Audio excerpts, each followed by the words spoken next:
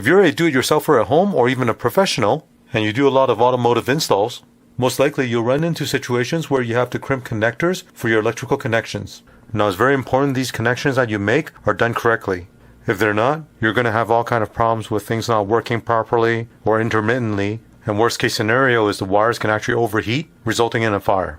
So it's very important if you're crimping connectors, you're making a good solid connection.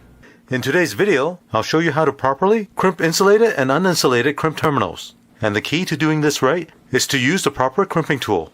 In this video, I'll show you everything you need to know, so let's get started. When it comes to crimp terminals, there are many different styles. Some terminals are insulated, meaning there's a nylon sleeve that covers a metal connector. Then you also have uninsulated terminals. And with these, you're crimping down on bare metal. Right here are two crimp tools that I'll be using. The one on the left comes with 6 different dies. With this tool, you can change out the die to whichever one you need. Now the crimp tool on the right is strictly for insulated terminals. And these insulated terminals are commonly used in many automotive installs. It's important you use good quality tools for this. This will make a big difference between a good solid crimp on a connector versus one that might fail and the wire can fall out. Both of these crimpers that I'm using are made by the company IWISS. Right here is a crimper with the interchangeable die.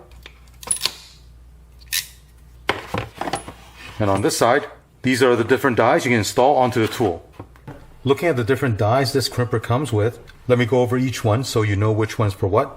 This first one here is for crimping 4 to 8 gauge large ferrule terminals. This next one here is for crimping non-insulated terminals, and it's good for 20 to 8 gauge wires. This third one is for crimping insulated terminals, and it's good for 22 to 10 gauge wires.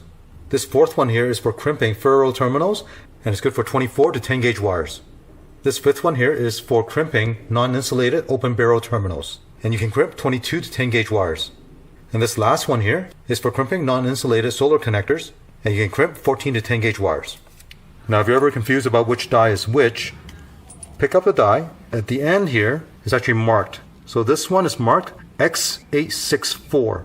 So X864 is this one right here. Also with this one, on the end is marked X2546B, which is this one right here. Now this crimping tool is a ratcheting tool. What I mean is that when I squeeze on this, you hear that clicking? With each click, the jaw will lock in its position. If I squeeze tighter, it'll squeeze on the connector more and more. At the very end, when you squeeze all the way, it will release automatically. Now to remove the die, what you want to do is open this up and then grab onto this die, this top one here, and just pull this out. Same thing for the bottom one.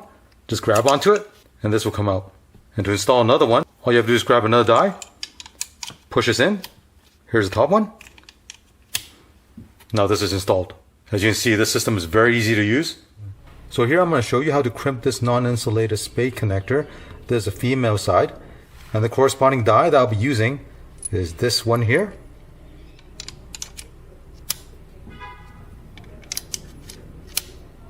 This wire I have here is a 16 gauge wire.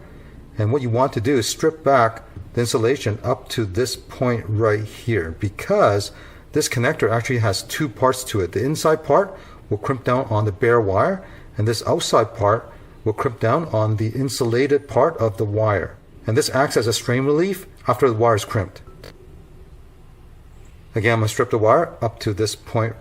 Using the included wire stripper, it's marked 16 gauge right here. I'll place a wire in the wire stripper right here, and then pull back on the insulation. If you place a wire in the terminal, this is what it should look like. I removed this die to show you this die actually has 2 parts. On this side it has a wider opening, and on the other side it has a more narrow opening.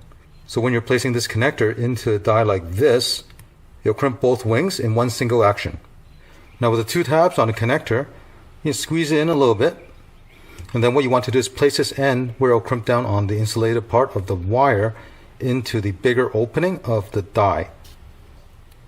And in this case, I'm going to put it into this one right here.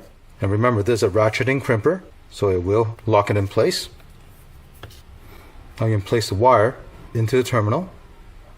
Now squeeze down on the crimper. Squeeze it all the way, and then it will release. And right here is the completed crimp. Here's a closer look at this terminal.